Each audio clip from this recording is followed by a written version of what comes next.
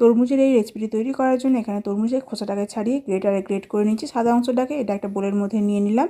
এর মধ্যে দিয়ে দেবো 1 বাটির 4 ভাগে 3 ভাগ মতো সুজিটা দিয়ে ভালোভাবে মাখিয়ে নিলাম। তারপর এর মধ্যে দেবো পরিমাণ মতো লবণ আর 3 চামচ মতো টক দইটাকে খুব ভালোভাবে ফেটিয়ে সুজির মধ্যে দিয়ে ভালোভাবে মিশিয়ে রেখে দেবো, যাতে সুজিটা একটু তাড়াতাড়ি নরম হয়ে যায়। এটা 10 মিনিটের জন্য চাপা দিয়ে রেখে দিলাম। এদিকে গ্যাস জ্বালিয়ে সরষের তেল দিয়ে দিয়েছি। কড়াইয়ের মধ্যে দিয়ে দিলাম একটু জিরেটা একটু ভাজা হয়ে যাওয়ার পর এর মধ্যে দিলাম সরষে আর কাঁচা লঙ্কার কুচি। ঝালটা আপনারা আপনাদের পরিমাণ মতো দেবেন। আর দিলাম এখানে কারি পাতা। খুব ভালোভাবে ফোড়নটাকে ভাজা করে নেব একটু সময় ধরে। তারপরে ওই গ্যাসের মধ্যে একটু গরম জল বসিয়ে দেবো। এই যে ফোড়নটা ভাজা করেছিলাম এটা ব্যাটারের মধ্যে দিয়ে দিলাম, দিয়ে খুব ভালোভাবে মিশিয়ে নিলাম। একটা আমি ঝাঁঝরি নিয়েছি যার মধ্যে আমি ভালোভাবে তেল মাখিয়ে নিলাম। এদিকে জলটা ফুটে উঠেছে, তার উপরে ঝাঁঝরিটাকে দিয়ে ব্যাটারটাকে পরিমাণ মতো দিয়ে নিজস্ব শেপে দিয়ে দিলাম।